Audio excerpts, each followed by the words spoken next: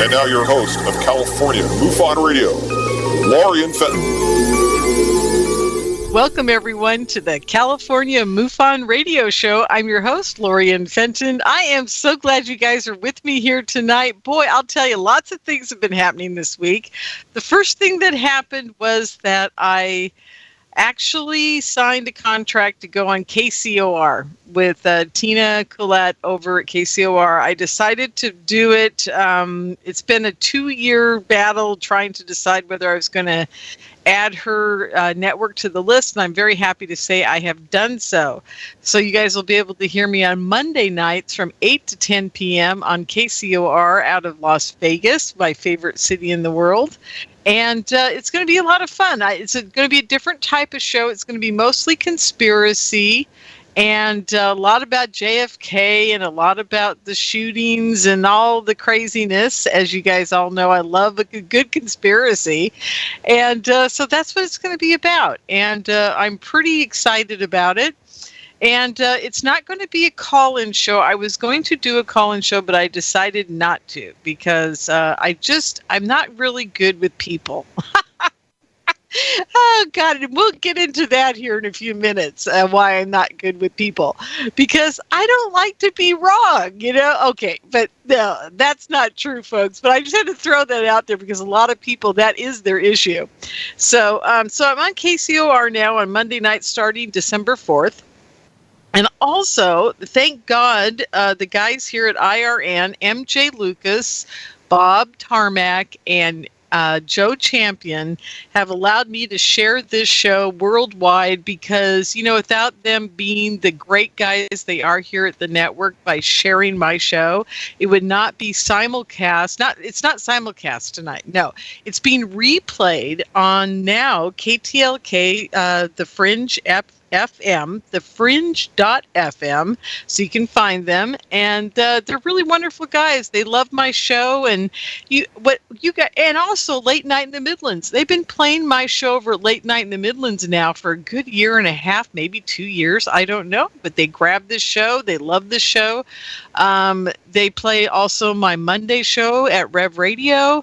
And, you know, there's a lot of guys out there, a lot of radio networks, internet radio networks replaying my podcast, which I'm, you know, to be honest with, I'm kind of flabbergasted because it's like, me? Moi? Why me?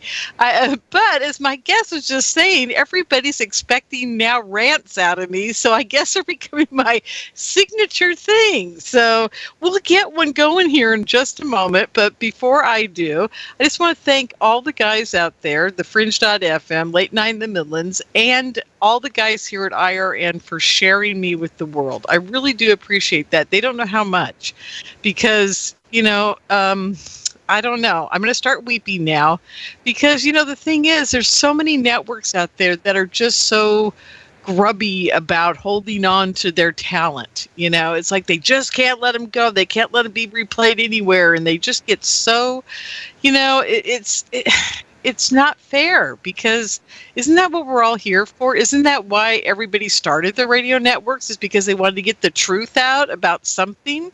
And, you know, it all comes down to that. And I applaud the guys here at IRN because they understand that. They understand that if I'm on IRN and 3 other networks are broadcasting me, it's doing as much good for IRN as it is those networks. It's doing good for everybody. And that's a big win-win. And I just got to say, I so applaud them. And, you know, they really have set a standard for all the other podcasting networks out there. And they all know who I'm talking about. There's a lot of them out there that are just, like I said, they're clingy to their talent. They say nasty things about other people's networks. I mean, they do everything they can to sabotage anybody leaving them. And what they don't understand is if they would share, if they'd be more open, if they'd just be more loving and just caring about the world and the truth that they're supposedly getting out there, it would work for them. It would work for them so well. It's sure worked here at IRN. IRN is just growing like leaps and bounds. And, you know, I don't know how to describe it. IRN really has their act together. That's all I can say. And so I'm very excited to be over at KCOR. I'm also excited still to be at Revolution Radio. I've been there forever. And I want to thank Nighthawk for having, tricked me into getting on radio back in 2011. Without Nighthawk over at Revolution Radio tricking me into it, I would never be here, guys. And you guys all know the story. I mean, I thought I had 22 listeners, and I was vomiting in my garbage can and shaking like a leaf. I mean, that's how it all started for me. It was like, oh, I can't do this, and I was trying to quit. I never wanted to be a radio broadcaster. This is not my spiel, guys.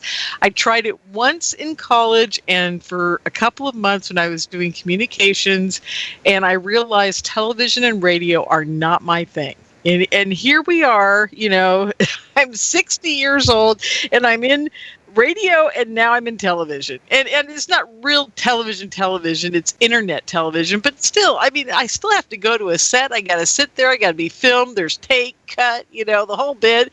It might as well be, And I'm just going, how did this all happen to me? I just want to make pots. I just want to make jewelry. I just want to make goat soap, And I'm just like, what? But see, this is the coolest part about the whole thing. I have been assured by my angel aliens. I call them my angel aliens now because I have no idea what to call them. I have no idea what dimensional time space they're in. I have no idea if they're from the God, the AI God, the reptilian gods. I mean, I have no idea where these guys come from. If they're fallen angels, maybe they're tricking me. I don't know. I mean, I have no idea, but I can tell you this. I was telling somebody the other day, they have kept me alive. Since I was 18 months old in the crib in that hospital, when my grandmother said she saw the angel by the crib and knew I was going to be fine and fell asleep and my parents were mortified. I mean, I'll never forget that story. Now, I can't remember if this is the part, I've talked to my sisters and my parents about this, and I've gotten 3 different stories.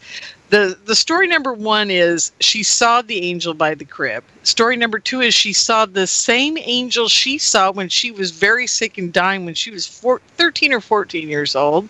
That was at her window at their farmhouse in Idaho, and she said she saw it in a dream. Now, while she was by the crib. And then the third version is she saw the angel by the crib that she saw when she was dying when she was younger, and went to sleep because she knew I would be okay because the angel had told her at that time she would be okay, and now she knew I was going to be okay. So there, she saw it, she dreamed it, and she saw an angel. She saw and dreamed the same angel, or she actually saw the same angel. Who knows what it is? But the story goes that somehow she knew I was going to be safe and fine, and here I am laying there with little sandbags all over me, keeping me from moving because I just ate like 5 tablespoons of warfarin, and my blood was so thin it was seeping through my veins. I mean, I'm like dying here, And they didn't know what kind of organ damage had happened or brain damage. Maybe I'm just brain damaged. Maybe that's the whole problem. I still, they always said growing up I was always so different, and they were very worried about me. And when I got really wild when I was a teenager, boy, you guys, but I was always wild. I always said no. I always did what I wanted. I'd like run away from home all the time, all day long. I'd be gone until midnight. They'd be out looking for me, and I'm out, in the woods, playing with frogs. I mean, I was not your normal kid. I know that. But then when I started dancing at 6 years old, everything changed. It was like, I finally found what I was going to do the rest of my life. Anyhow, so I digressed away from my rant tonight. Anyhow, so who knows what my angels are, but they've kind of guided me into this whole radio and TV thing. And, seriously, folks, I was telling my story on the other network about this. About a week ago, it was Sunday night a week ago, I was thinking about quitting for good everything again. I was having one of those moments. It was truly the moment, like, okay, I've got to quit. I can't afford this. It's taking way too much money out of my pocket. How am I going to do, it's just, I can't feed the cats. I need kitty litter. When it gets, guys, when it gets the worst is when I don't care if I eat. all I need is coffee. If I've got my coffee, I'm good. I'm good. Coffee, creamer, and sweetener. Hey, I'm good. I'm good for 2 days. I can go on a coffee fast for 2 days and I'm fine. But when the cats are meowing and there's dirty kitty litter and they just won't go, they're like crossing their little kitty legs and saying, "This is horrible." They're just miserable. They said, we're not in India. Why are you putting us through this? I can hear their little brains just talking at me.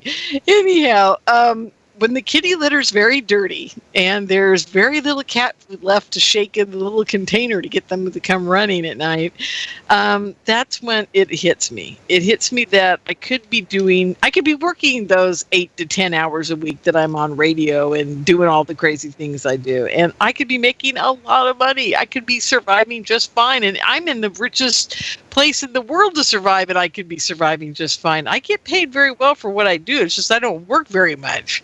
That's the problem. So, and trust me, folks, I've been offered some jobs. I mean, like real jobs. Like, we'll pay you a lot of money, like hundreds of thousands of dollars to sit here and manage all these people. And I'm like, no, thank you. I can't do that. I'm not that kind of person anymore. I was in my mid 30s, but not anymore. There's no way I'll ever do anything like that again. So I digressed again, but I'm laying in bed and the cats are, screaming and I'm miserable and we can't feed them too much. And I finally found some money the next day and I'm thinking, that's it, I'm going to quit. And I also had realized that the vibrating in my upper body that happens before the downloads from whatever these things are that communicate with me, whether it's my higher self, I don't know, it could be that, had kind of stopped for the last 6 months. And I'm thinking, oh, goody, they're leaving me alone. Maybe I can really quit this time and everything will be done and it's all over. And yeah, hey, I was laying in bed. I was so excited I was going to quit everything. I was planning out starting a jewelry business and a pottery business. And, I'm sitting here going, oh, yay, I'll have time to do all those things I want to do. And I was actually getting excited. And then, oh, God, wouldn't you know it, the next morning, I wake up and my body's vibrating. And I'm like, no, don't do this to me. And I just kind of faintly hear in my head, it's okay. It's okay. Just a while longer. I heard it's okay, just a while longer. I don't know what long a while longer is. I tried to quit in 14 and it's now 17. So, what's a while? That's kind of what they told me back then.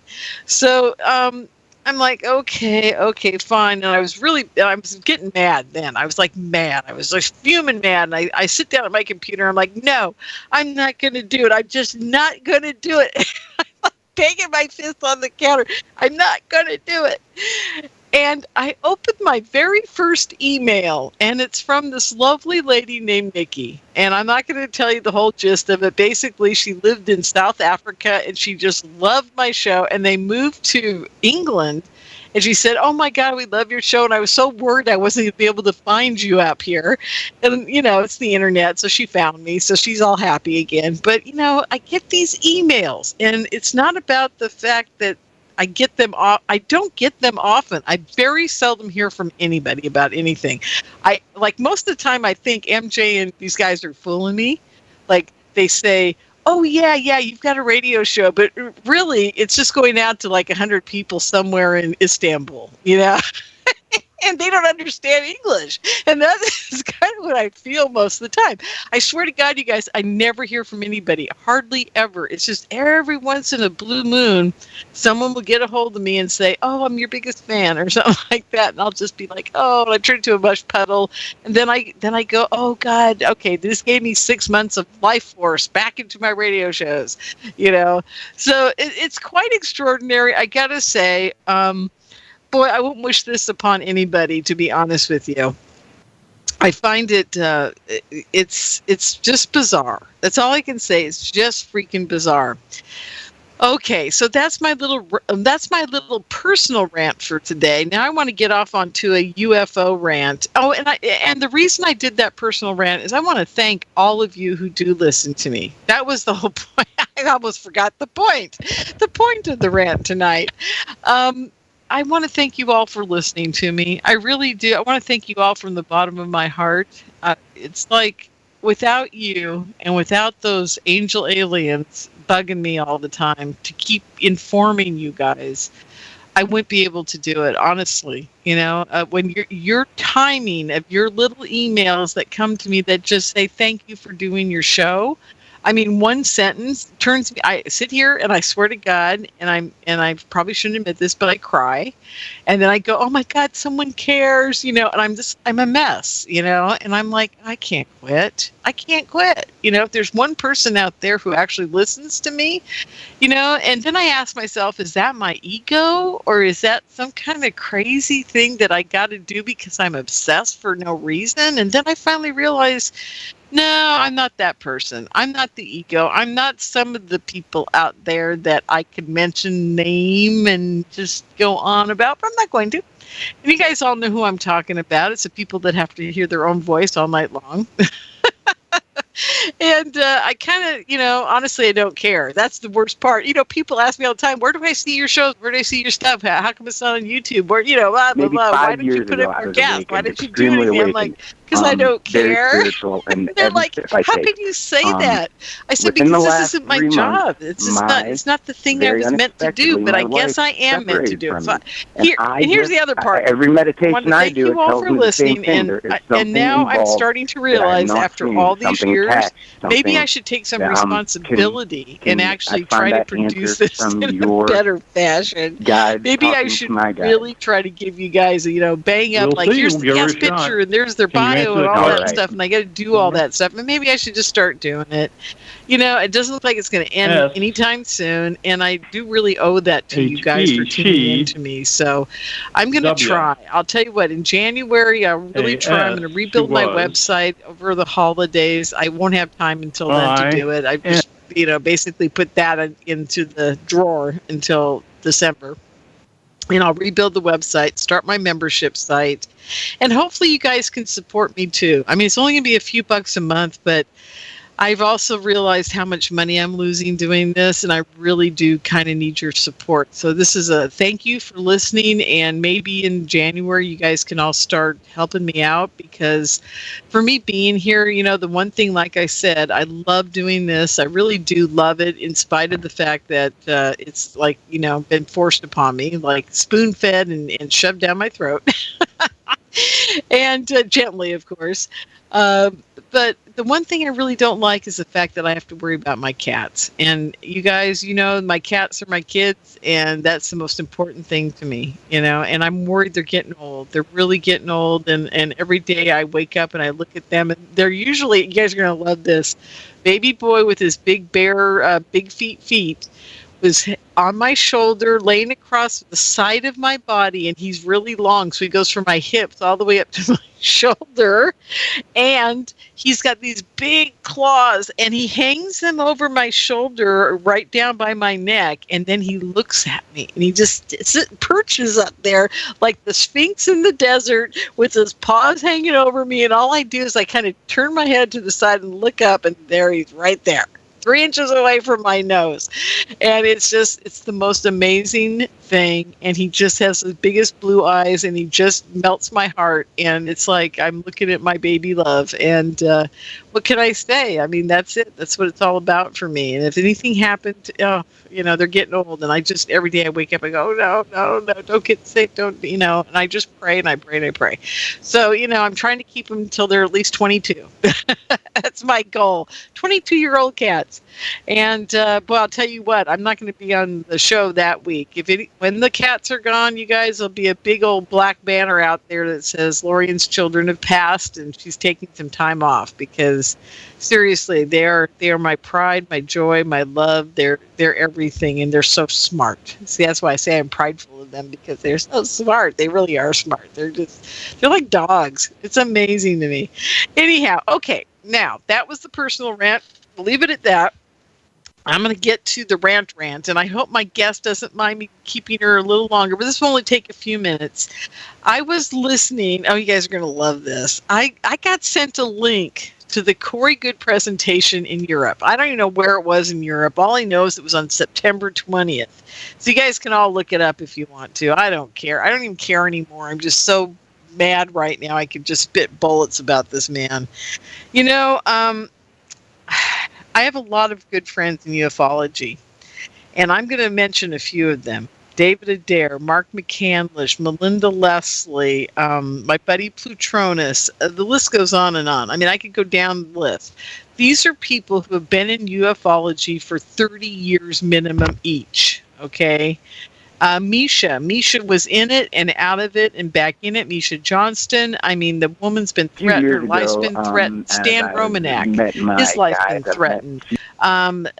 He's been almost killed. He's been he's been accused of pornography. I go back with Robert Dean. I mean, what you guys don't understand is I may have been behind the scenes and nobody knew who I was, but I followed all these people. I did research on them. I knew who they were. I knew what they were doing. I knew what was happening.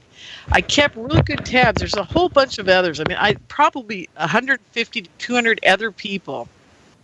Sherry Adamak, who was around with Greer back in the day when he started his whole thing. I followed Greer too. I kept in the shadows, just keeping an eye on him. And then there's Jordan Maxwell. I kept an eye on him his entire time. I mean, I'd go to these conferences. I was quiet as a church mouse, never talked to anybody, just took notes, took mental notes, would say hello and walk away. I wouldn't even talk to him. Okay. And I just did my own thing. And then when the time was right for me to actually get involved, I did. And that's why people go, well, how is it that you know all these people so suddenly? And I go, well, it's just because I know all about them so suddenly not so suddenly, but I knew all about them from what I'd been doing over the years, that I'd walk up to them and I'd just say one thing to them. And they go, oh my God, how do you know about that? And I go, because I do my research. I'm not, I don't talk about this much on air. Okay. So anyhow, now that brings me around to Cory Goode. Okay.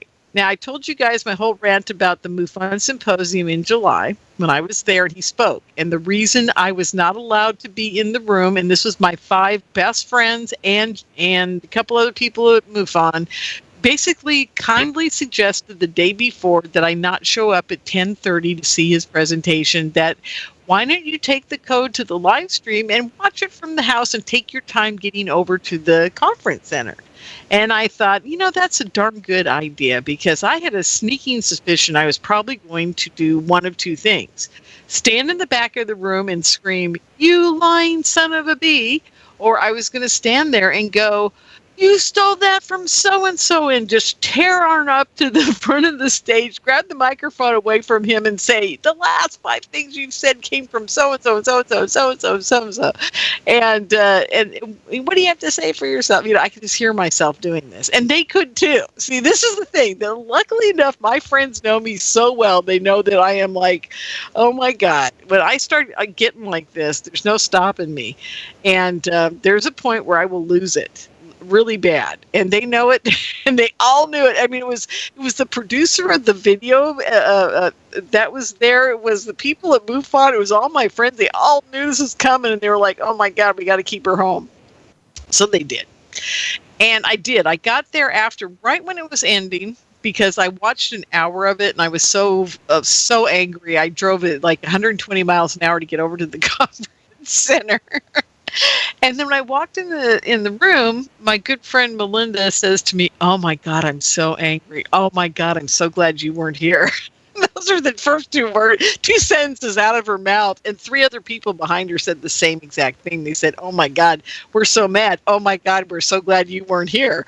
And so I was just like, I was kind of laughing by that point. So the point of this is, I've already explained to you that he basically sat there at that conference and reiterated and regurgitated everybody else's stuff from the last 30 years, okay? Except for his few experiences with the aliens as a contactee. And I get that, okay? But here's the part that really got me angry. I mean, I was fuming angry after I watched this. Somebody sent me this link, okay? They were going back to the beginning of my rant tonight. Another call from Somebody sent me a link. Said, watch this. And Very good. September 20th, somewhere in Europe. I'm like, I hope it's wonderful. I hope it's better than the last one I saw. He's doing pretty good. Okay, and I'm being real positive about this, right? I'm like, okay, he must be getting better because he's had a lot of critiquing, and his handlers are now telling him what to say. I mean, I'm sure he's getting better because now he's going big time and he's going all theatrical with his CGI and everything. I'm trying really to be warm and fuzzy to him, but oh my God, the opening thing, he starts talking, and you guys can watch it for yourself. He basically says, yes, we're all mind controlled. And I'm thinking, oh my God, I just about broke my poor little cell phone when I was watching the DVD, because I'm like, oh my God, that's what I've been telling everybody about him since the day he walked out into the UFO community, that he shows. And I just looked at him the first day, and the way his affect, the way he talks, how he acts, what he does, he's a complete mind control person. Then the next words out of his mouth after he goes through this whole thing, yeah, we're all mind control victims, blah, blah, blah, blah. Then he says, oh yeah, we're all my labs too. And I'm thinking, oh my God, when Melinda hears this, she's going to have a cow. Literally, no, little alien baby. She's going to have another alien baby. I swear to God. So I called her today and I told her all about it, and she's going to watch it. So there we go. And we'll see what the alien baby's going to pop out at Laughlin when I'm over there next weekend. By the way, I won't be here next week because I'm on a plane to Laughlin, and it's going to be quite interesting. And when Melinda watches that, because you know what?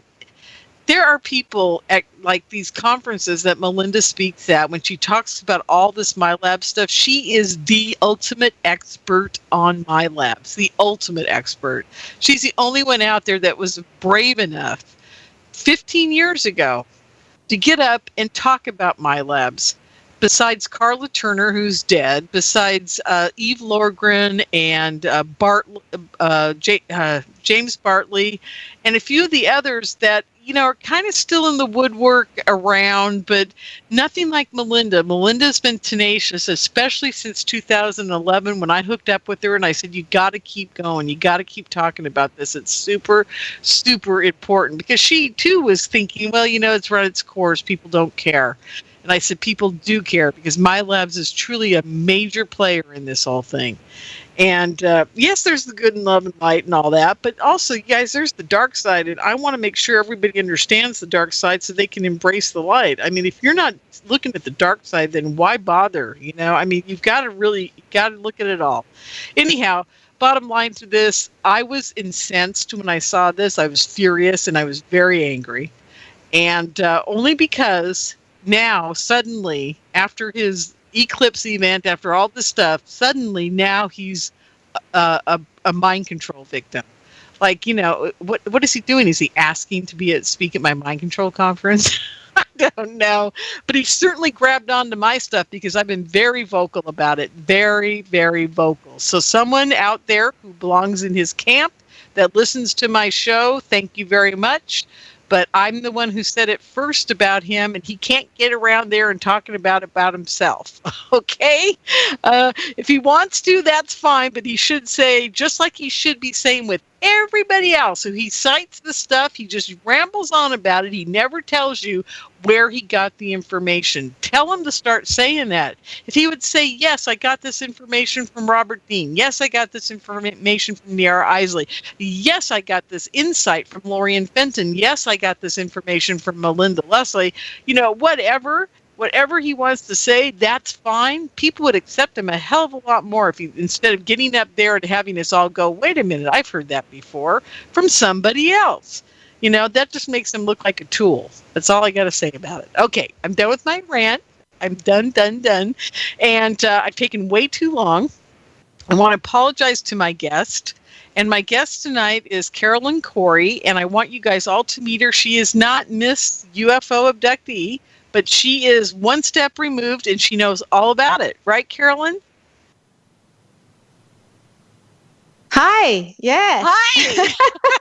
I'm recovering from your rant. You're like, yeah, everybody's got to recover now. I should probably take a 5-minute meditation break. Okay, everybody, let's do kumbaya and let's okay? Oh, jeez. I'm telling you, I've been having I just want to scream. I just want to get on the radio and scream for 5 minutes, and then I think I'll be fine. Yeah, no, I understand how you feel. I mean, sometimes, you're going to hear someone and you want the authentic information. I mean, otherwise, what's the point, Yeah. And, So, if he would just stick to his experience like all the other contactees, I'd have no problem with it. But when you get up there and you start repeating everybody else's stuff, it just makes you, seriously, to the really hardcore researchers, he's been totally written off in the community.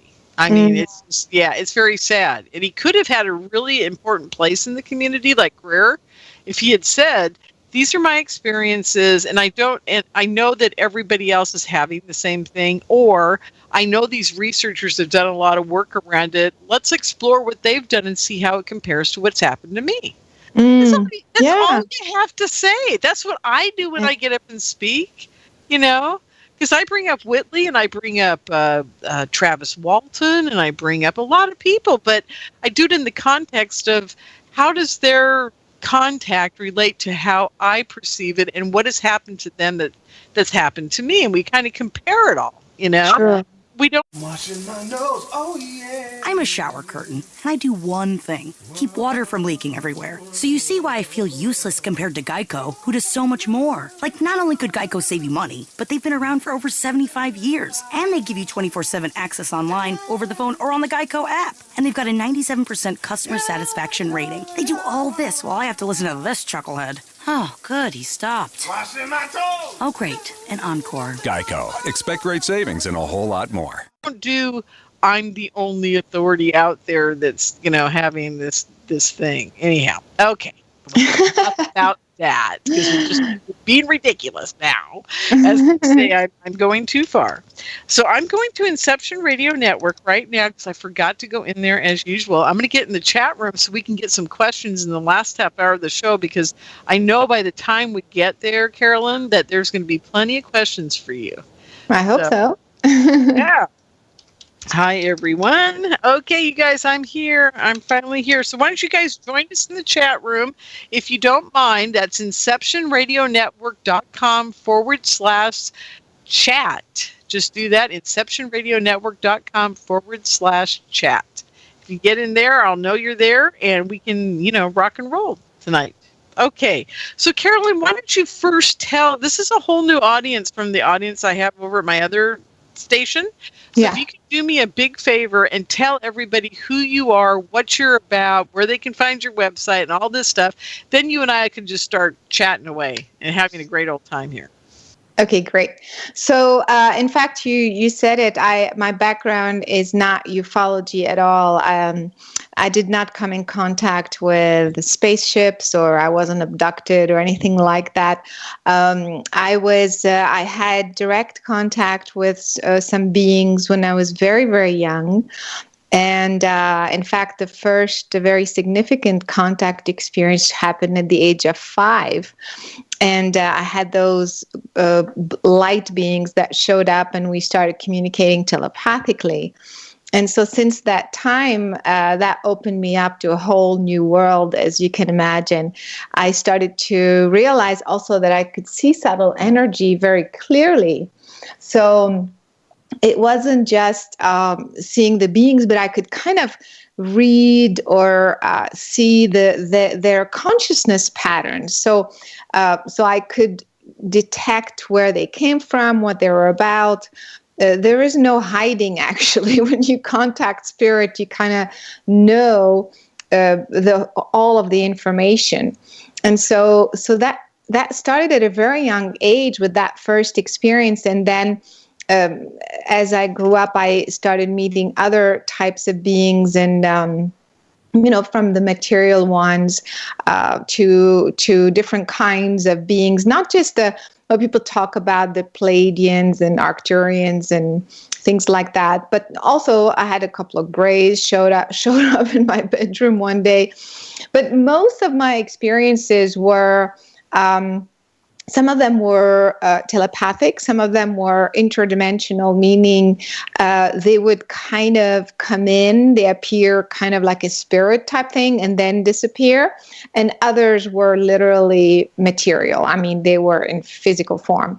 So because of that, I really understood the bigger spectrum, if you will. It's not just about the grays and the government lying to us about what's happening with them. And it was more, to me, it was more about consciousness, different types of life forms in the universe. So that's really my world. That's where I come from. And so, wow. So yeah. I would consider you a kind of contactee like myself, because I'm not an alien contactee per se, but now I have seen a ship. I've had an amazing experience over a weekend's time where I actually saw what I think was another ship, and I've had some extraordinary experiences, but I've never had standing in front of me a gray yet. So you've had much more experience than I have. And I've never had a reptilian. I've never had anything solid that I could remember. And I always phrase it with that now, because if you'd asked me 8 years ago, I'd go, "Oh, I'm not any of those things," right? But then when everything happened to me, all of my friends now say, well, you've been my lab. We do know that I was taken in a group, my lab's military operations. Well, that's happened to me. We knew I've seen craft. We know I've done this. We know I've had some extraordinary experiences of recall when I wake up sometimes that are just mind-boggling, that people go, oh my God, you were definitely on a craft, you were whatever, but I have no recall of any of this.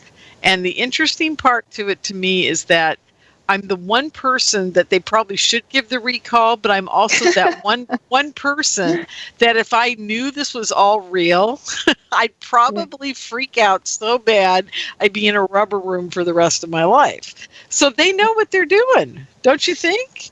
Yeah, absolutely. I mean, most people don't remember these experiences because it's very hard to deal with. It's very traumatic. And I have to say, even I've been working with a lot of people throughout the years, because I wanted to say also that my experiences led me in the field of consciousness. So I've been teaching, I've written books, I've been lecturing and teaching about consciousness expansion, how to tap into other realities, healings and stuff like that. And so throughout these years, I came in contact with a lot of folks who would tell me their experiences. And I realized that not only was it traumatic, but even those who had a positive experience. So sometimes I would be working with someone and they'd be telling me about an experience they had when they were a kid. And I would look at what actually happened as they were talking. And I would see that it was a very positive experience. It wasn't an abduction. It wasn't anything scary. They never were taken on a spaceship by force or anything like that. It was more of an angelic form that was helping them, like you were mentioning for yourself. It was very positive, but because it kind of didn't make sense to them, because when you're a kid, certain things happen to you, you cannot explain, and then you shut it down because you just don't know how to deal with it. So what I want to say is that not just the negative experiences, but sometimes even positive experiences with these other realities have a traumatic effect, and that's the reason why we tend to forget, or we tend to pretend they didn't happen, or we just kind of shove them down in our subconscious at a subconscious level. Oh, absolutely. So, yeah, I totally agree with you. I had this very vivid kind of epiphany one afternoon. I'm sitting here and I realize maybe I'm the cause of not remembering any of this, like you just said. Yeah. Maybe I am so flipped out, afraid that I can't deal with it. And I know that. Maybe that's really in my core being. I know that. But they talk to me all the time. I mean, literally, I've had them talk to me in my head where they say, pull over and get in the right lane. I've told this story on the show a couple of times over the years where they actually saved my life. And if they hadn't been screaming in my head, And what's even funnier is I kind of accepted that somebody was screaming in my head, you know. It didn't even bother me at the time that someone was yelling at me. What bothered me was the fact that I didn't want to slow down and get in the right lane. I wanted to go fast and get home. Yeah. It wasn't that they, it's just the fact that they were telling me what to do. I was being defiant, right? It didn't even dawn on me that some other force was screaming in my head at me, right? I know. So that's how indoctrinated I am. I'm like, all this stuff, it doesn't, it's just like everyday occurrence kind of thing. But also at the same time, I'm petrified. Yeah, I mean, the thing also is we're not trained in this. I mean, when we are kids, we're very open to all sorts of experiences. Our brain channels are picking up all sorts of signals. I mean, you hear about kids having invisible friends and talking and hearing things. I mean, it's very, very, very common, and it's supposed to be that way. But we're not trained. We don't know how to handle it. Children don't know how to handle it. Parents obviously don't know how to handle it most of the time anyway. And so because of this confusion, we just kind of like put it in our subconscious mind. A part of us knows that it's natural. So kind of we keep that, channel open like yourself.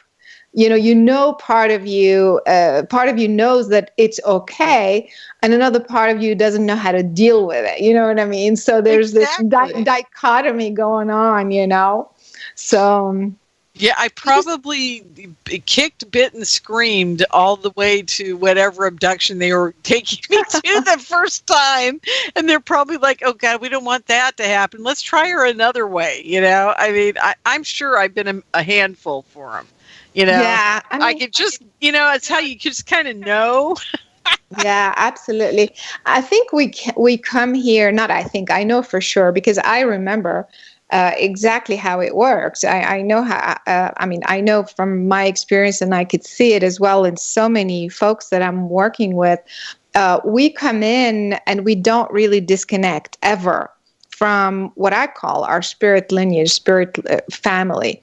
And so that brain channel stays tapped into that frequency. And even when you incarnate in human form, you don't turn off that dial. You're that channel is still on. And so we are meant to train our human brain to switch back and forth from that radio channel that's keeping it connected to the cosmic, family, and then go back and forth with the human brain channel, which is, communicating with other humans and so on and so forth. But we don't know. We don't know how to master the human mind in this way and go back and forth. And so we end up just shutting one down. But so that's why a part of you knows it is natural to keep that line of communication open, and that's the reason why you're okay with the people talking in your head. Yeah, like it's normal everyday thing, right? And in fact, I actually think that it's so hard for the human mind to deal with it and recognize it and manage it. And to me, I see that at the core of the base of mental illness.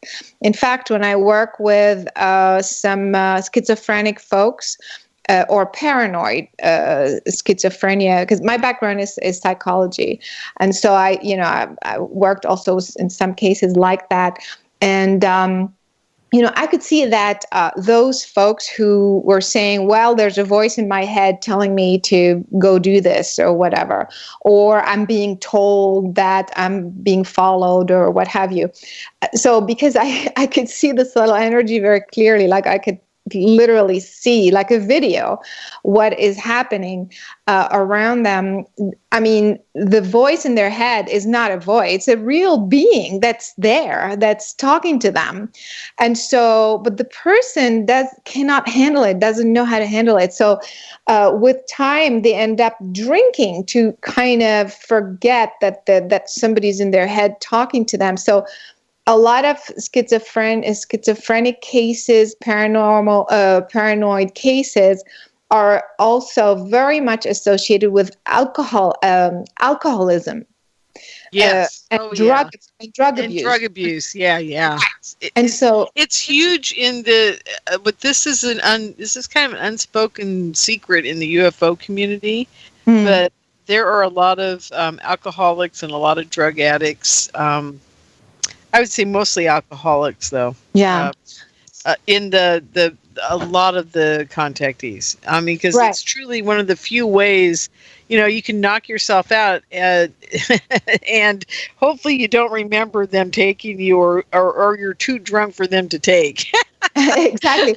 So that's your coping mechanism. But unfortunately, the more you drink, the more you're actually open to more of these experiences that you cannot control. So now, absolutely, so you're knocking your center out completely, and absolutely, and then other things can get in that maybe you don't want there. Exactly, and it gets worse. And also, alcohol has a very low vibration, so now you're bringing your cellular vibration to a very, very low frequency, and now you're attracting even more stuff. So that's the problem. And then before you know it, it becomes a vicious circle. The voices and other things, now attachments and all sorts of entities starts to float around you. So now this is how eventually this becomes mental illness. And so that's the reason why, I mean, at a very young age, we have to recognize that it is normal to be open to several channels. In fact, that's what autistic children do. So what they've done is, I mean, of course, I'm generalizing. Not every single autistic child is exactly like that. But in general, these kids, they come in with that mind channel, brain channel, tapped into galactic frequencies or other star frequencies. So basically, they're picking up signals beyond the Earth plane. And that signal is a lot more exciting because it's a very high vibration, it's very high frequency, it's very stimulating to the brain. And so instead of going to the human brain channels that is very slow, it's just the rhythm is it's just very dense and slow compared with the other one. Autistic children decide to just tune into that cosmic one. And that's the reason why they don't communicate. They don't want to communicate. So that's how they cope with this. They tune into their cosmic channel and turn off the Earth one. Does that make sense? And this is just my belief in this, having done a lot of study into autism. I believe also that besides that, I absolutely believe they're connected to some other source of energy fields, definitely. But do you think that they are actually pulsating their frequencies between the right and left brains so quickly that they're like 4 million miles ahead of the regular human brain who needs to process from right to left and left to right? Yeah, exactly. I think that they're just like, they're firing on all cylinders, whereas I'm firing on two and then it takes the other two a second to, react to the other two. Whereas I think they're just they're able to access so many things at once that it's overwhelming. I mean, I couldn't imagine being stuck in this physical body and having that kind of brain power. That would be unbelievably hard. Yeah, it's hard, but also it's very stimulating. It's exciting. It's kind of like, a computer compared with a 100-year-old typewriter. You know what I mean? So yeah. So once you get used to the speed of the computer and, just you're bombarded with all of this information, it becomes stimulating and exciting so that you don't want to tune into the very slow, dense frequency. That's the reason why. So they're actually very excited, very happy where they are. And of course, we're trying to pull them into the human vibration. The idea is, well, I mean, it depends. Again, we're generalizing here with the autistic children, but they are downloading tons of information. They are serving a different type of purpose. And they're supposed to be maintaining that channel open for the collective in a way, for the future. At one point, when you have a lot of people who can tap into those frequencies, then they'll be right at home. You see what I mean? They're kind of like holding that pathway open for many other people. I'm thinking that in 200 years, we're all going to be autistic, and that will be the norm. Exactly.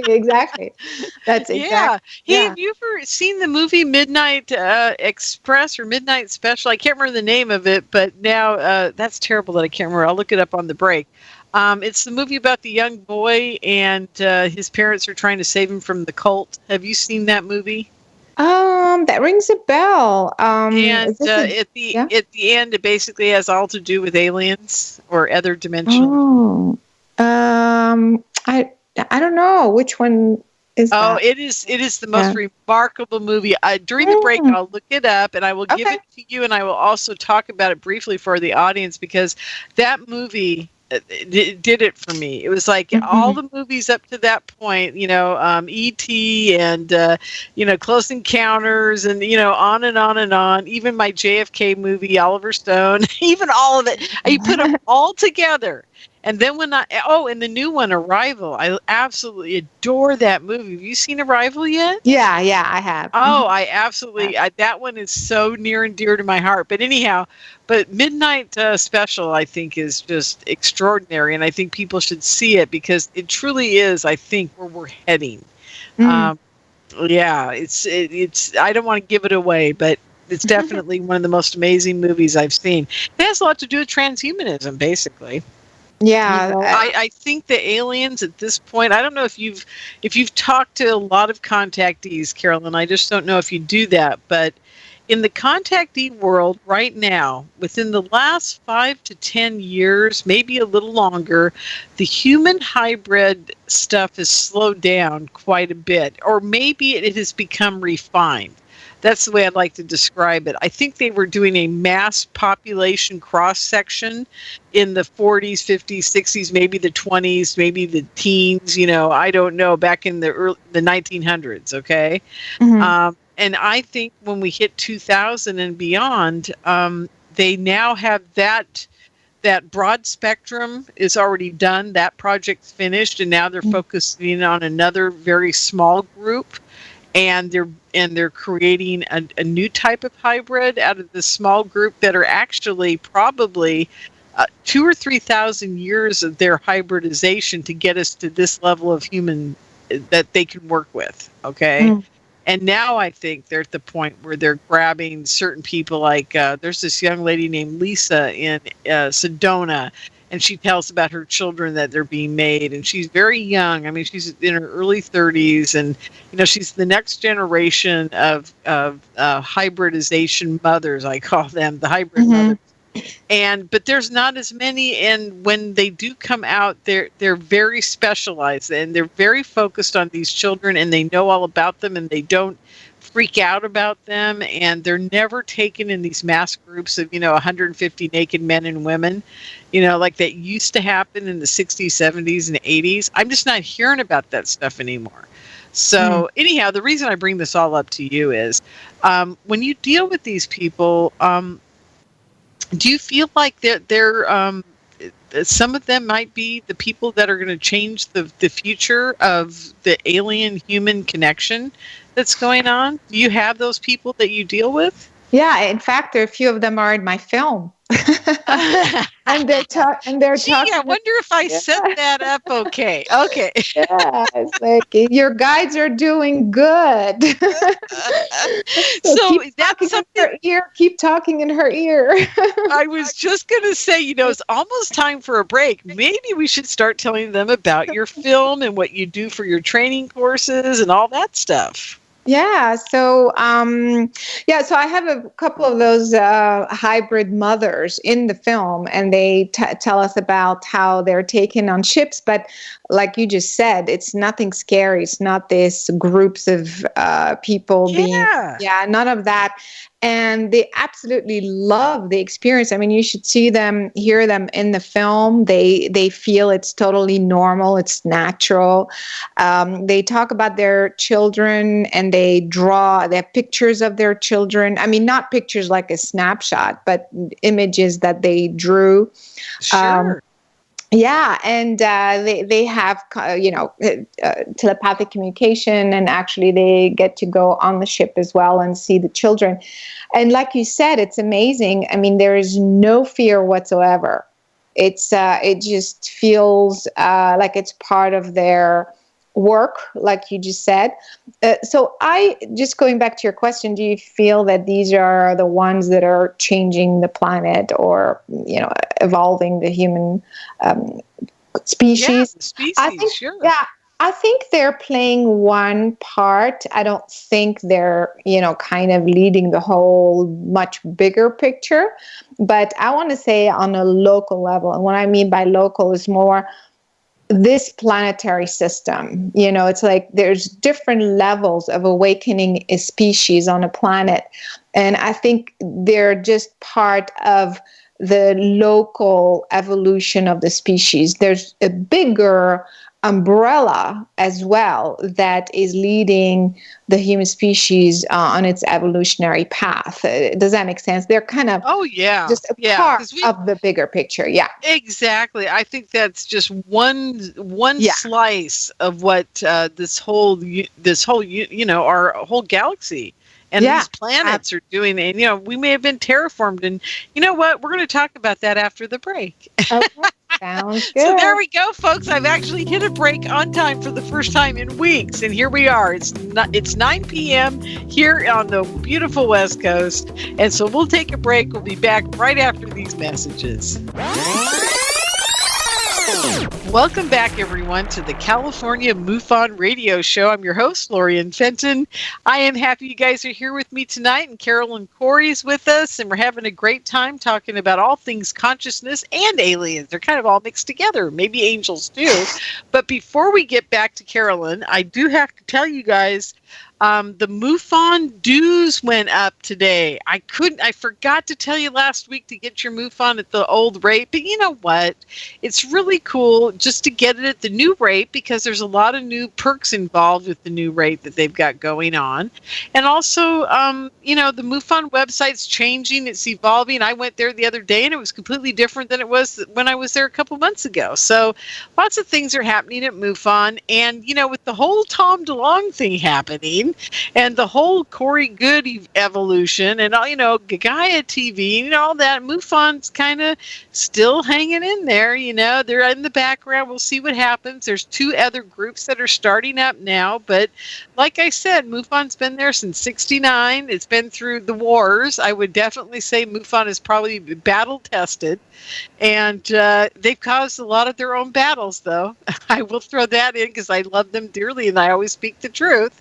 And but you guys, the one great thing about MUFON is that I'm a MUFON section director up here in Northern California, and nobody tells me who I can have and who I can't have at my MUFON meetings. No one sits there and says I have to be on a certain agenda. No one tells me anything. They just say, Lorien, go tell people the truth and just have a great time on your day. So that's what I do. And, I think they highly respect me for it too, because you never know who's going to show up at my events. And speaking of, this Saturday is my MUFON day. It's the first Saturday of the month. And we're going to have Gary Parker, who was here on Inception Radio Network, the guy who calls in the aliens down in the river in Arizona. The alien that was the Anunnaki god, if I remember correctly. And he talked about Egypt, and he had all these maps and all these discoveries he made. And he was quite fun. And I think we're going to have him I'm sure we're having him at our MUFON meeting talking about all this stuff. We were hoping to get him to go down to the river, and then my friend Aaron was going to go down down there because he lives in Arizona, and he's going to Facebook Live the whole alien thing. But we're going to kind of hold that for maybe a conference. We're thinking about filming that and having to come to the conference and talk about it. And, I'm going to go back to the Tom DeLonge thing, not to take too much time away from Carolyn here, but I do want to mention the whole Tom DeLonge thing, you guys. This is my prediction. It'll fizzle out within a year or two, and it'll go somewhere bye-bye because, they've approached Ray Hernandez, and bless his soul, they offered him $4 million to give over the database, and he wouldn't give it to him. Yay for Ray. I want to thank Ray. If I ever see Ray, I'm going to land a big old planted kiss on that guy. He deserves all the kudos in the world for not selling out to these guys. God, what a good guy.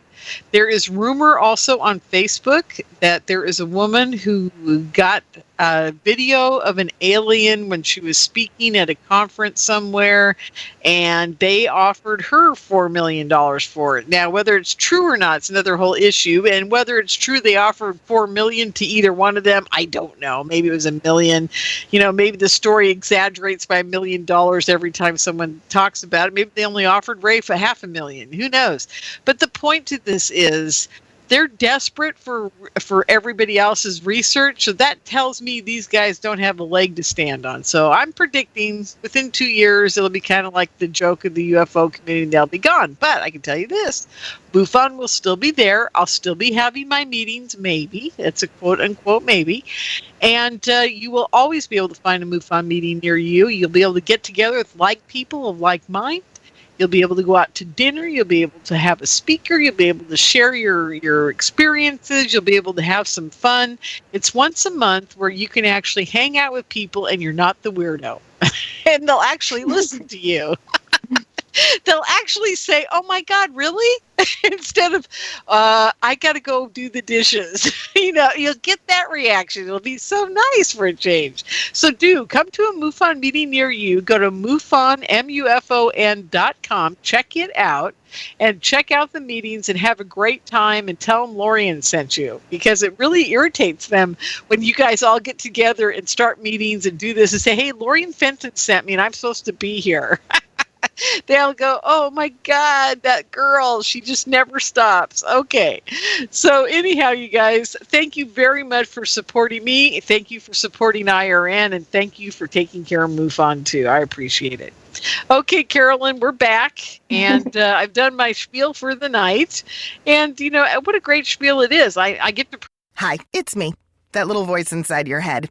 You spent all year taking care of business. Let Office Depot Office Max take care of you. There's this new HP Pavilion laptop with 8th generation Intel Core i5 processor. Save $200. Now just $449. Look at it. It's only $449 at Office Depot Office Max. Go ahead. You deserve it. Taking care of business. Offer ends 11/11. Limit 1. Promote a group of people that get together once a month all over the United States and get to talk about UFOs and aliens. And they've been doing it since 1969. So it's pretty cool, isn't it?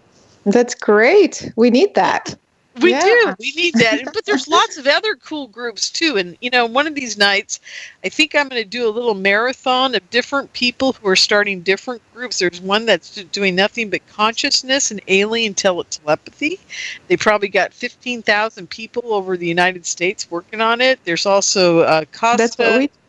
Mm-hmm. Yeah. There's Costa. There's this guy who does these. He does the same thing, and there's all these really amazing consciousness people that are out there connecting with aliens on a very telepathic, instead of like they got to come down to their ship to see me, kind of communication going on. And you know what? It's working in numbers. It's so crazy. Now, have you found this out to be true? This whole 1,000 people think of something and they all get contacted? But that's what I've been doing. I know. The last 15 years. So what happened, because this happened, like I said, to me organically, this connection, telepathic connection at the age of 5, and that continued on. When I started teaching about consciousness, I kind of created a whole experiential methodology to tap into all sorts of things, not just ETs. I mean, it's not just only ETs out there. You know what I mean? So, absolutely. You know There's what angels. I mean? Yeah. There's other dimensional beings that may be just of a different frequency that don't even look like us, or like an alien, you know? Exactly. These are the types of beings that we talk to most of the time. They're a lot more exciting than the little grays, but so what I've been doing is as we are, I'm leading a class, we talk about, let's say, okay, well, what's really happening on the moon or something, or on Mars, but not from a ufology. Like I said, this is not my background, and this is not our focus, actually. Right. It's more from what is this planetary system? Who else is out there? How does it work? What about creation? Where does humanity fit within the bigger picture? That sort of questioning. And so we raise a question, and then I lead an experiential meditation. And so, for example, I call them a cosmic exploration. So sometimes I give them a specific coordinate in space, and we all go there. It's not like, it's kind of like remote viewing, but not quite. We're literally there, So we feel things differently than the remote viewing, and so, for example, sometimes we one time we went to Jupiter, and because we don't have any other information as to what's on Jupiter, who's there, or whatever. I mean, I don't know. Maybe there is information, but we don't look it up. We want to have we want to have the direct experience. So we met all sorts of actually humans who were on Jupiter. And they were kind of humans from the future. So we learned a lot. We discovered a lot of different types of humans and non-human intelligence that we're not really hearing about and talking about most of the time. So we've been doing this. I've been doing this with groups for at least 15 years. And what's and so what's amazing is that because like we have no preconceived ideas. We don't go researching, this and that. Sometimes we go to an asteroid. So, so it could be anything. And so what happens is that after the meditation, after the exercise, we come back. Let's say there's 50 people in the class. And I started collecting data because it was amazing how many people were seeing the exact same thing. So we would go to this place, and then when we come back, between 62 to 98% of the people, 68 to 92% of the people in the class see exactly the same thing, come back with the exact same message, describe the location exactly in the same way. So it works when a group of people, summons a specific, and then the same thing, like you just said, when we want to come in contact with a certain type of being, we all focus and invite that being, and we all have the same experience. Wow. That's amazing.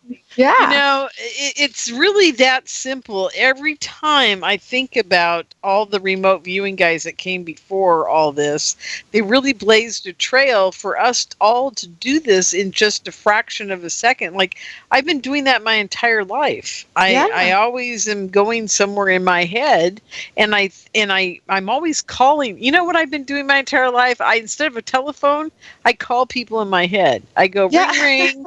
Lorien's here. Call me. I'm busy. I don't have time to get the phone. Call me tomorrow at 4:00. And sure enough, my friends are tuned in enough with me that they know that I'm trying to get a hold of them and that they need to call me. And they usually think, oh, God, what's she doing? Well, she's busy right now. Okay, I'll call her later. But see, they're so in tune with me. They know what's going on. I have friends that literally call me and say, you just had something really bad happen, didn't you? And I'm going, yeah. I go, God, I can't hide it. I can never mask it. It's like everybody in the universe knows when I got something bad going down. Yeah. I guess I just automatically emanated out to them, and because what I'm doing is I'm trying to disperse it so that they can all take a little tiny chunk of it and just get rid of it for me, and I thank them all for it. It's kind of like I'm dispelling the myth, you know. I'm just like, it's gone, okay, it's everything, it's all over now, you know. But some of them will just be like, oh my God, that's so horrible, okay. You know, and then they call and they're just like checking up on me, you know. Yeah, it works. Yeah, I mean, see, it works. It does work. It's absolutely amazing how it works. And, you know, I spent my whole life thinking I was a psychic. And I tell the story on the show all the time about my grandmothers and I. Both my grandmothers were, one was a card reader and for the Italian neighborhood in you know, our area. She was considered, you know, psychic or something, I guess. They never called her Astraga, which is a witch, but they just always said, you know, if you need an answer to anything, go see my grandmother, right? And then my other grandmother and I had such a deep connection that when she was calling on the phone, I would hear her call before she'd call. I know what she was going to say, and I'd tell my mother, is like, you know, I'm running out the door to go play. Oh, tell grandma that, you know, I'll be back at so-and-so and we can have dinner at 5 or, you know, something like that. My mom's always like, what? And then, you know, after a while, my mother just got to the point where she'd just pick up the phone and go, Lorien said. Yeah. And it was so crazy. It was like, you know, just so connected. And so what you're doing is you're basically you're giving everybody that has not maybe grown up like this, but you're giving them the tools that they need to have this happen as a daily part of their life, right? Absolutely. I mean, it's the most natural. It's the most natural thing. So now it's not. Yeah, it's like it's no big deal. So now all these folks who have been studying with me, I mean, we would at this point sometimes we're at a conference and they show up, or you know, and we're just having dinner or something. Like we're not in a you know, like in a focused mode or whatever. And now it happens in a split second. So for example, one time we, you know, we were sitting at a dinner table and then somebody asked a question. I said, well, let's just go there and find out.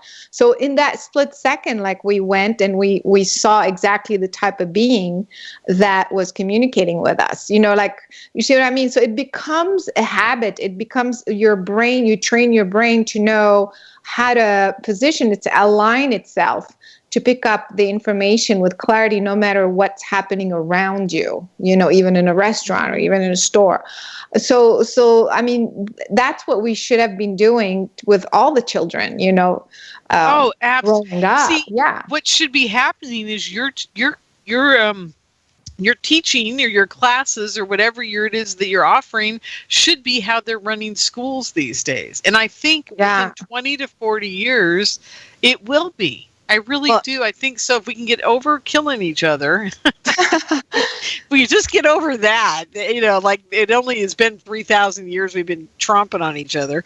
But if we could just get to the point where we realize that spirituality at a very young age and the freedom to be able to think that way without being, you know, slapped on the wrist or being told you're wrong or being whatever is truly the way that we're going to all unite. This is what keeps everybody together, is this type of training. You know, once you can all read each other's minds, there's nothing, you know, no one's going to kill each other, right? Exactly, you know? Exactly.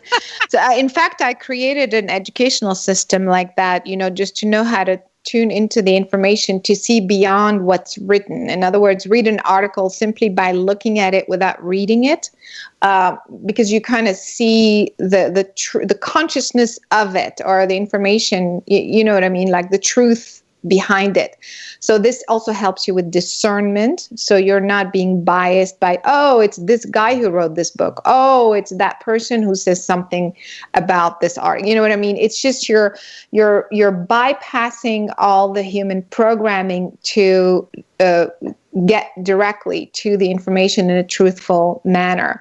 So and also I know there. So I've been also teaching how to read an entire book without even opening it. You know, things like that. So that, because that trains your brain to read without, to go beyond the actual language. Because when you read language, your brain operates differently. Your frontal lobe, the temporal lobe, the firing of the brain is very different when you read as opposed to when you tap into the information of the word, and so that's what I've been teaching actually. Well, we haven't even gone there yet, so we've got to get to omniumuniverse.com, you guys. That's OMNIUM. That's Omnium, NIUM, OMNIUM, universe.com, and check it out, because what we're going to do right now, if it's okay with Carolyn, is we're going to start going through the website, because she's got some amazing things there. She's got some things for free there, and we're going to start talking about it and just kind of mosey our way through so you guys understand how powerful what she has to offer can change your life. It can change you. It can help you. You can do all kinds of things. It's really, really cool. I've been checking it out ever since I first interviewed her a couple weeks ago on Revolution Radio. And there's some amazing things here. So let's start, Carolyn, if it's okay with you. Are you at the website? I'm not at the website, but I kind of know it by heart. But you know the website. We don't have to. We don't have to really worry about it, right? Yeah. But I just wanted to add something real quick to what you said. I think also this work, which is really about consciousness in that bigger sense, you see how it affects education, it affects healing, but it also you start to understand your place within the universe. So that whole UFO, ET story starts to take on you have a different perspective, because it's kind of like, it's like you have the even bigger picture than the guys visiting us or the space program or whatever, because all of this, believe it or not, still fits within creation, within the multiverse, within the universal consciousness. You know what I mean? Like, there is bigger consciousness than the ETs. You know what I mean? Absolutely. So that's the reason why it's important. I feel at one point, you need to kind of get past the, here we are and here are the ETs. What do they want? And, they're here to do this to us and do that to us. I mean, yes, there's that, but there's also a much, much bigger story. And this is what this, website is about. And just to throw this out, and not that we're going to bring him on or anything on this show, but my buddy Jason Quidd, I introduced you to him, and he's very much into the consciousness universe as well. And it seems to be, and the reason I bring him up is because it seems to be a lot of people that are speaking at these kind of consciousness, UFO, alien, spirituality events, that we've got going on all over the West Coast here pretty much. They really are starting to take hold with people that the whole alien agenda really is just a microcosm compared to the universal AI or the consciousness that we have surrounding us, because without it, those beings can't get into our reality. Because if we aren't aware, we wouldn't even know that they're okay, for example, and I'm going to give a quick example on this. Let's say it's 500 years ago and you saw a gray. Our consciousness was so unevolved that we thought it might have been a fairy, and that's the kind of image they would put into our brains at that time, and it was so easy for them. It's gotten harder and harder the more we get more conscious to the universe around us, and we become more and more developed, and we become more aware as a species. They're now having a really hard time cloaking their existence to us. And that has everything to do with our mind expanding consciousness. So, so I don't know how our consciousness got so expanded that we can actually see these guys now. But however it happened, I truly believe that the consciousness God with the big G is making sure that we become as evolved as we can in a very productive manner, instead of this kind of horrible thing that's been happening to our planet for such a long time. War and death and people not even having a place to live. I mean, I swear to God, if I see one more homeless person, I don't know how I'm going to handle it anymore. Because when you know that there are so many foreclosed homes sitting empty in the United States alone, that there's 2 for every homeless person. I mean, see, this just blows my mind that we don't take care of each other. I don't even understand it. It's so sad. So anyhow, okay, I got onto a topic where I just want to cry and throw things around my office. So let's get to your website. So it's Omnium, OMNIUM universe.com. You guys go there and visit with us. And the first thing I want to talk about is your healing center. Can we talk about that page? Sure. Yeah. Okay, So, you have first of all, you have on there the method, the healing sessions, the prayers, the guided meditation, and then you have private sessions. So go ahead and kind of give us an overview of what that whole page is about. So the Omnium method is a method of healing, and it's based on basically reprogramming the DNA. And there are only a handful of folks around the world. One of them is a Russian scientist who get it, that you can literally not only get it, but I think they've done experiments to actually show that. And in fact, in my last film, I just showed scientifically how that's possible. That basically, if you reprogram your DNA, which you can do, you can change whatever condition you have, obviously. And we know that for a fact, simply by observing. For example, when you have cancer, we can see that the DNA mutates in one direction. So if the DNA mutates in one direction, it means it mutates, period. It means that it can change. So it's not just about a virus, but it was shown scientifically that your intent can also do the same thing. And so my whole methodology is based on that principle. But the techniques, the tools that I've created are a range of techniques. So some of them are based on 0-point alignment. Some of them are based on certain geometric patterns.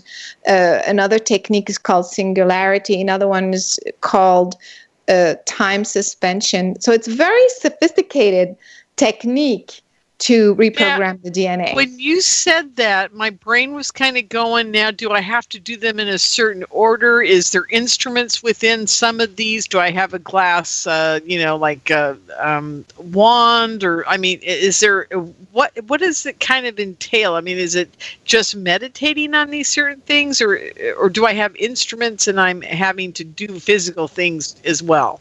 There's no instruments whatsoever, because I believe that consciousness heals consciousness.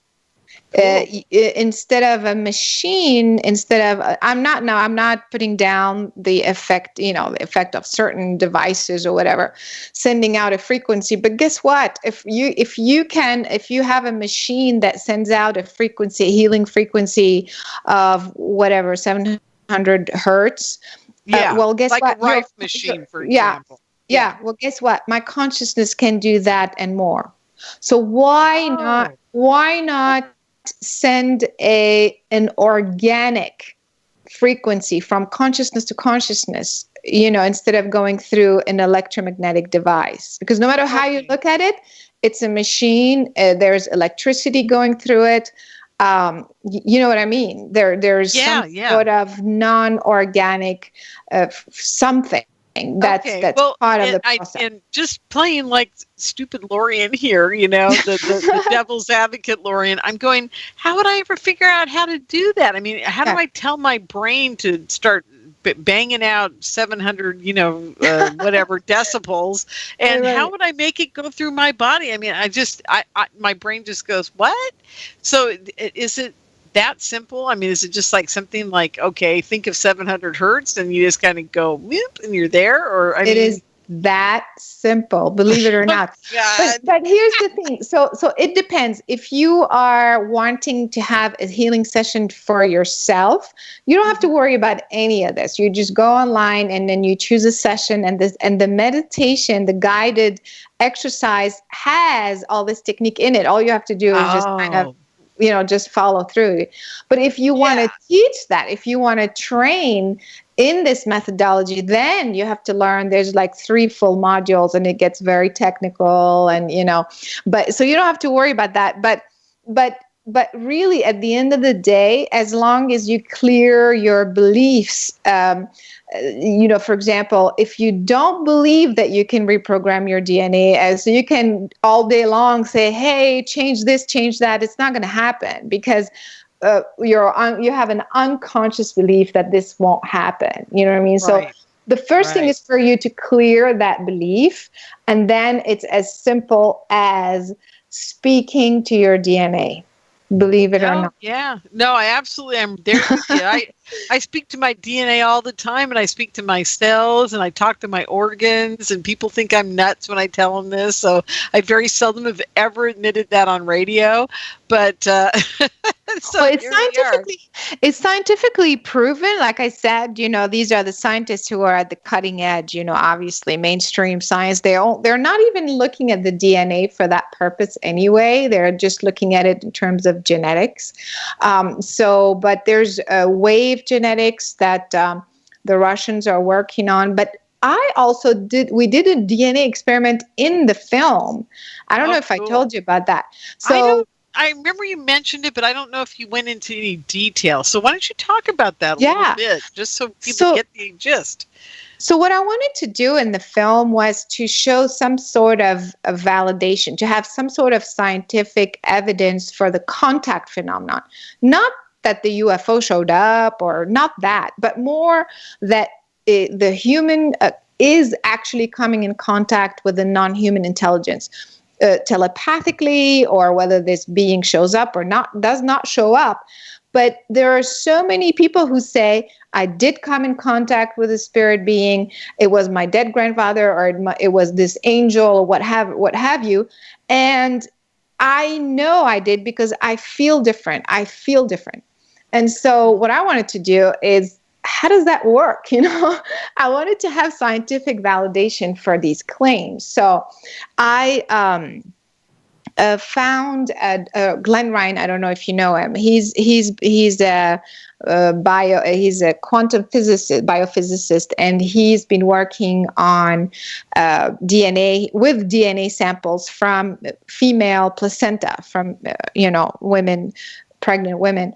And so from the placenta, he was working with the DNA samples and doing all sorts of experiments, but it was more in terms of what happens if a healer, sends an intent energy to this DNA, or on water molecule, which has been done before. So nothing new there, in the sense of, like he hasn't discovered anything. It was more to validate that, yes, your intent does change the structure of water. This is what he was working on.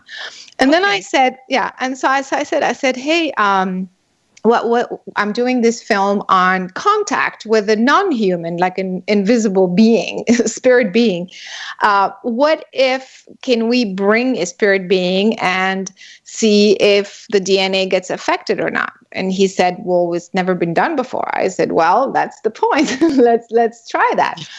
And so, like I said, I've been doing this for a very long time. So we sat there with this guy. I'm sorry, I've seen the two of you looking at each other, and his eyebrow raises like, exactly, what? And you're like going, yeah, let's do it. Yeah. So, and no preparation. I mean, we had the camera rolling, no rehearsal, nothing. We're just kind of like, let's do that. That's the best way to do it. Yeah, seriously. Because it was like whatever happens, and maybe nothing, and and so I sat there and I brought in this like I just told you, I invoked this energy. At the time, I just brought in Archangel Michael, just because it was everybody. He's my favorite guy. He's my dude. He's my outer space dude, outer dimensional dude. Okay. Yeah, so and in a scientific experiment, even though it wasn't rehearsed, but it was certainly set up properly. In other words, he had measured the frequency of the DNA sample for a long time. In other words, like make sure that there's nothing affecting the DNA. He measures it over and over and over. He takes all sorts of different measurement, and he creates a database to kind of know what the norm is, so that by the time we do something to it, we know that, oh, it wasn't a fluke or something. I mean, that's how it's set up scientifically. So he set it up, and he had all the parameters, the control settings, so to speak. And then I come in and I just like brought in Archangel Michael, and boom, like the electrical conductivity. He had electrodes in the thing. They shot up like 400%. So wow. Yeah, I mean, it was right there. It was like very, very, even the sound guy, it was measured in kilo ohms and ohms and whatever. Right. Yeah. So they were all like, wow, So, and then we did it again and again and again. That's how you know that it wasn't an accident. It's repeatable at specific time, at the times exactly that I was invoking this energy. This is where those measurements were taken. So 400% it went up in electrical conductivity. So what this means, and then we did another experiment as well.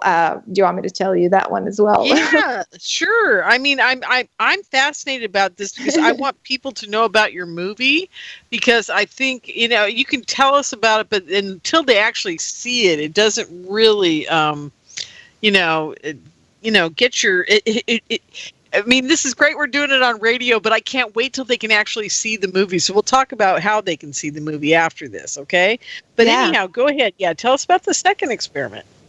So then we did another experiment where he actually measures the frequencies of the. It's a type of technique, scientific methodology to measure the frequency of the tissue of the DNA sample.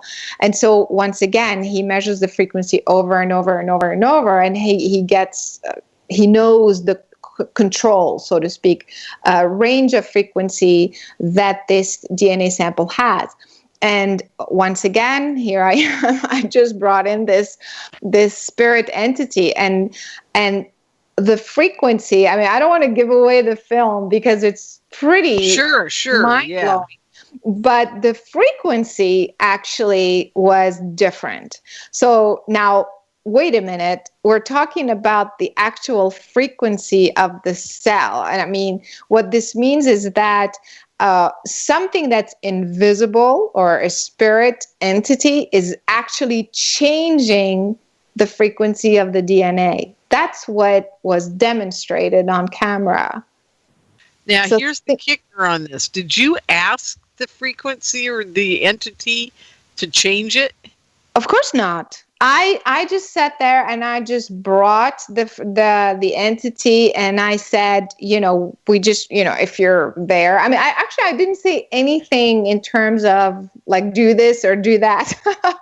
It was more. It wasn't like a seance, where you say, if you're there, let us know. It wasn't like that. It was. It was more like this is the parameters that we had for the experiment, and I just brought in that energy, and it was pretty instantaneous. Actually, it was like in a few seconds that the DNA just like was measuring and registering all sorts of stuff. So that's remarkable. I want you to do me a favor. Hi, it's me, that little voice inside your head. You spent all year taking care of business. Let Office Depot Office Max take care of you. There's this new HP Pavilion laptop with 8th generation Intel Core i5 processor. Save $200. Now just $449. Look at it. It's only $449 at Office Depot Office Max. Go ahead. You deserve it. Taking care of business. Offer ends 11/11. Limit 1. If you ever do the experiment again, yeah, I want you to ask the entity to change it to a certain frequency. Yes, exactly.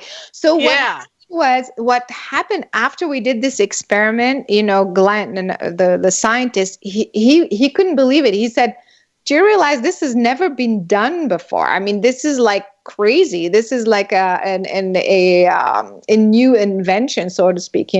So after the film, and also we did other experiments, but I'm not gonna take too much of that time. But after the filming, we then started to design. We designed a whole range of experiments, because then it was like, okay, wait a minute. If Archangel Michael did that to this DNA sample, what if Lorien brought in Archangel Michael? Do we get the same reading, or do we get a different reading? Exactly. Yes. And then, like you said, this opens up to whole 20 or 30 other types of experiments you can do along the same lines. I'm right there with you. That's amazing. And then what happens if we say specifically, to this entity, can you change it to that frequency? Does that happen? And does it happen if you said that or somebody else said that? So that way, if we did enough of those, of course, you have to do it over and over, over a period of time. I mean, like scientifically, Yeah. If it would become a project at that point. Yeah, exactly. Yeah. And that's what we're doing. We're actually, because we want to write a scientific paper and publish it. So you got to set it up properly over a long period of time. Exactly. Yeah. And so what's happening, imagine, just like, of course, now we're speculating, but imagine that I did that and those frequency changed in a specific way. And then you did that and that frequency, and it changed in the same way. And then your neighbor did that, and so on and so forth. If enough people brought in Archangel Michael and the frequency changed in the same way, this means what? This means that... It means we can all talk to God. That too, but it also means that frequency signature is the frequency signature of Archangel Michael. Oh, absolutely. Yeah. Does that make sense? So now I was taking it to another whole level there. I was like, yeah, I can talk to God now. This is great. Okay. Anyhow. Oh, man, that's just, it's so freaking amazing what you're doing. The last time we got off the radio, I sat around and pondered everything you had said during the radio broadcast. I was like, oh my God, this is just remarkable stuff. I mean, did I talk to you about my friend up in Oregon? Oh God, I can see her face. I can't think of her name right now. It'll come to me. Hennessy, Dr. Anyhow, it'll come to me, the whole thing. But she works with the autistic children. Did I bring that up during our last show? I don't think so. Okay, she's doing some remarkable work. And the only reason I'm bringing it up is because she has discovered that severely autistic children that can't communicate with English language, or because their bodies are too, they're moving all the time, or they don't have the vocal cords developed, or their brain can't access communication skills like on our level, like we were talking about earlier in the show, that they've done double-blind scientific studies that these kids are actually communicating telepathically. Yeah. Yeah, I'm not surprised. Mm-hmm. And the problem we've got is you've got 50 of them in a school just specialized, set up for them. And maybe, and here's how it all happened for her. One of the guys she knows from college or something, or a friend's son in college, was taking care of one of these children and started hearing voices in his head. And he's very psychic. So he thought he was getting communication from whatever, but he'd be like, okay, we're all going to go down to the park now. And then he'd hear, oh, I can't wait to see the squirrels, or something like that. And then he'd be like, what? And then he didn't know which one of the kids was actually the culprit, right? And then it turns out it was a whole bunch of them.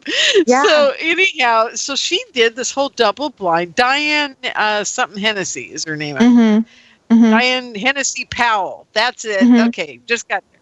Anyhow, so the point to all this is, if we could come up with something along the lines of your type of consciousness training, we could have those people start working with those kids on a regular basis. And then eventually the type of training you're talking about could become the way that our regular school system actually trains children to communicate with, the cosmos, with each other, with life, with spirit, with, whatever, along with all the hard sciences. This could be just, another way that we that we function.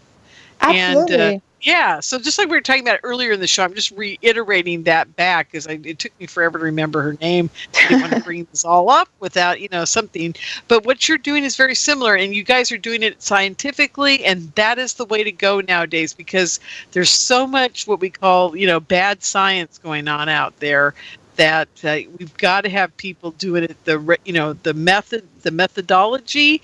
We've got to have it published. We got to have peer reviewed, whatever.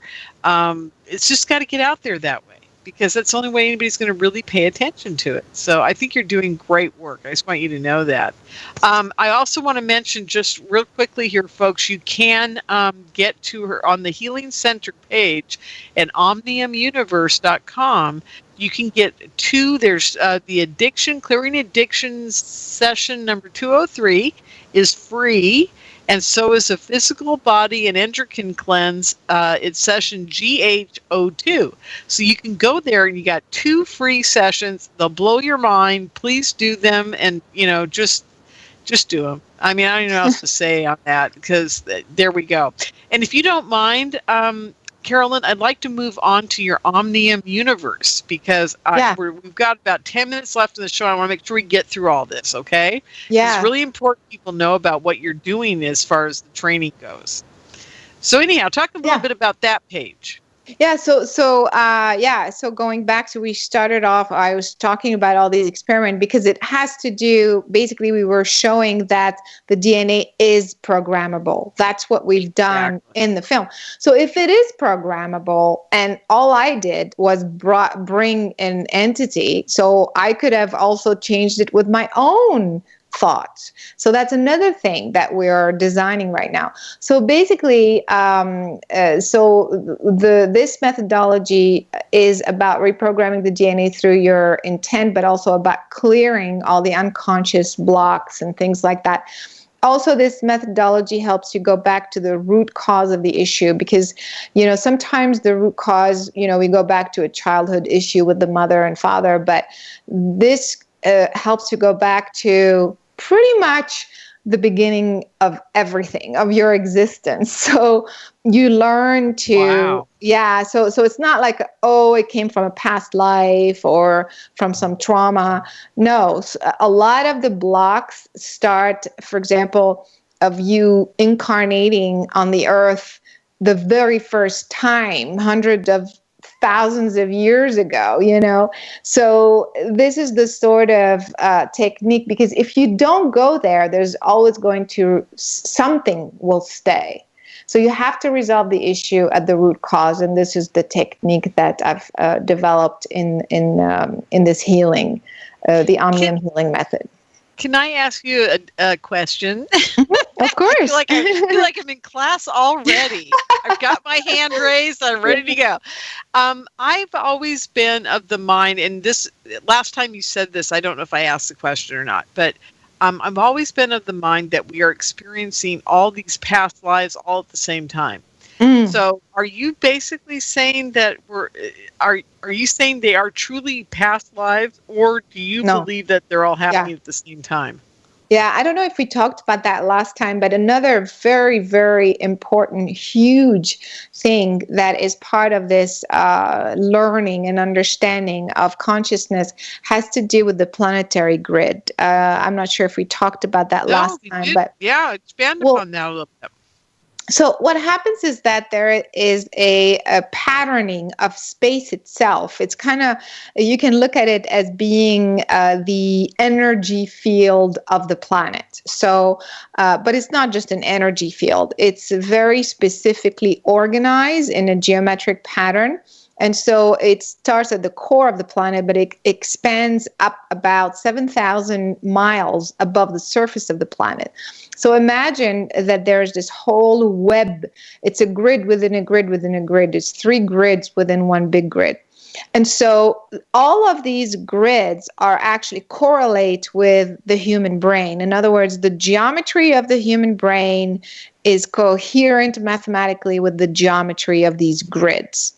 And so what this means is when you align your brain channels perfectly with the 0 points, like the points, the vertex points within this grid, you become coherent with the cosmos itself, like the space around you itself.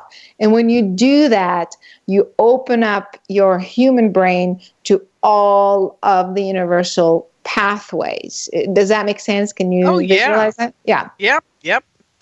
And so I can't remember what your first question was, but all the past lives are actually one, all connect, all happening at the same time. Yeah, exactly. And so what happens is that this grid system also allows you to have the experience of time and space. One of the grid, I said there's 3 grids, grid within a grid within a grid. So one of these grids is patterns the space, the time and space in such a way that when you incarnate as a human and you're on the earth, you're surrounded by this grid and it's coherent with your brain. So you have the impression that you're moving through time and space. So it's kind of what gives us our past and our future. Basically. Exactly. Okay. But now again, I'm going very fast in this explanation. So when you're on the inside, you're now walking on the earth and you're surrounded by this grid. So you feel like you're going forward, or there's something that's called backward, past life and forward and your future. But before you incarnate, you're outside this grid. So you're, let's say for the sake of, clarity or simplicity, you're outside those 7,000 miles above the earth. You're coming from Mars or whatever, the Pleiades. So from that point, before you incarnate, you don't have that time-space experience. So when you say, I'm going to go down on the earth and, be a human for a while. Be a human for a while and do this to evolve the human species or whatever, that equals to about 7 or 8 or 10 lifetimes. Because you're going to need, you know what I mean? Like it's all mathematics. Like you calculate how long it's going to take you from that perspective equal how many years in linear time down there. You see what I mean? So that interesting. Okay. Yeah. So you go, oh, well, it's going to take me whatever, 700, 1,000 years. So because the average human can only live about 80 years old or something, this equals to 7 or 8 or 10 lifetimes. So from that original perspective, from the Pleiades, as you project yourself down, your consciousness down, you split yourself already in 7 or 8 or 7 or lifetimes. You see what I mean? Like, yeah. Sure. You say one particle of my consciousness is going to be born in the year 2000 before Christ, another one in the year 1200, and what, you know what I mean? Like, yes. Yeah. That makes total sense. That's the best way I've ever heard it described. Yeah. Actually.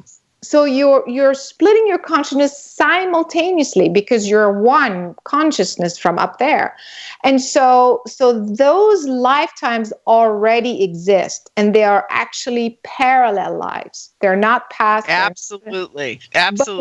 But when you show up in the body of one of them, and you're looking now horizontally, you know what I mean? Like you're inside the earth now. It feels like, oh, this is me before and this is me after, So you have that impression, but actually all of these lives are parallel and simultaneous. Yep, absolutely. And what's the worst part about it is when they all start bleeding over, when you're so open up that you're finding yourself going, oh my God, is that me walking in the front door? Exactly. And so the idea is for you to recollect all of these past lives in the one lifetime. That's the actual full awakening and ascension.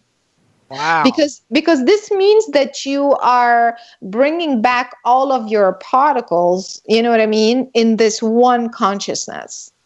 Instead of you being split up in 10 lifetimes, well, you're bringing all the 10 lifetimes into this one body, into this one consciousness. Then you become equal to your original self. And that's so cool. And that is the full mastery. And then you can ascend. That's what it means to ascend, because it's like you've completed your whole full cycle.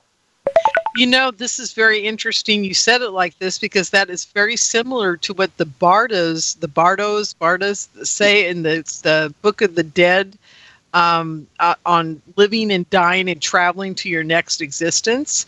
They talk about how when you get there, you have to find your other selves. Yes, exactly. And I'm like going, what does that mean? I've been, when I was a kid, when I read that, when I was a teenager, I was like, what does that mean? But now that I'm old and well seasoned, I finally figured it out. So that's very cool that you brought that up. Well, yes, so people can read about this in the Omnium University, in the courses. They can read about the planetary grid and the parallel lives and, make sense of that. But of course, just a quick side note, what happens is that once you start the first lifetime, you kind of lose your way, and then you're not on schedule anymore. Let's say you're supposed to finish your first life and do certain things by the age of 80, let's say. But you actually, you start taking drugs and drink and you forget. And so that bleeds into the next slide. That's what karma is. It's like, oh, okay, well, now I need to add that to the schedule. I have to add a few more particles, to the story. And that's how it works. Oh, God, I hope we aren't bouncing our particles off of the universe and forgetting them and letting them go. Oh, this would be terrible. Well, okay. This has just been, again, just a fabulous, fabulous interview with Caroline Cory here, folks. And it's Omnium Universe, OMNIUM, universe.com. Please go check it out because she's got some amazing stuff there. And I'm sure you guys are going to want to take some of her classes, do some of the healing work. I mean, she's got a media center. She's got a movie coming out, which we didn't really get to. How do they get to the movie webpage? So they can go to et-contact.com, et-contact.com. And they can read about it. They can click on watch the film, and they can rent it. They can watch it right now. It's already been out. So they can go to Amazon and rent it, or iTunes. It's out there. Great. I love it. Well, Caroline, thank you so much for being on tonight. I really appreciate it. And everybody, I won't be here next week. They'll pick a real good replay for you, and we'll see you the week after that. And I might be broadcasting live from Laughlin this year. We'll see. So look for me maybe over the weekend. Clifford Stone's going to be there, and a few other people. Grant Cameron's going to be there. We'll have a lively discussion about Tom DeLonge, and who knows what else might happen live and right there at the conference. So I hope to be able to do that, and I'll talk to you all next week. And thank you again, Caroline, and we'll see you next time here on the California MUFON Radio Show. You guys have a great week.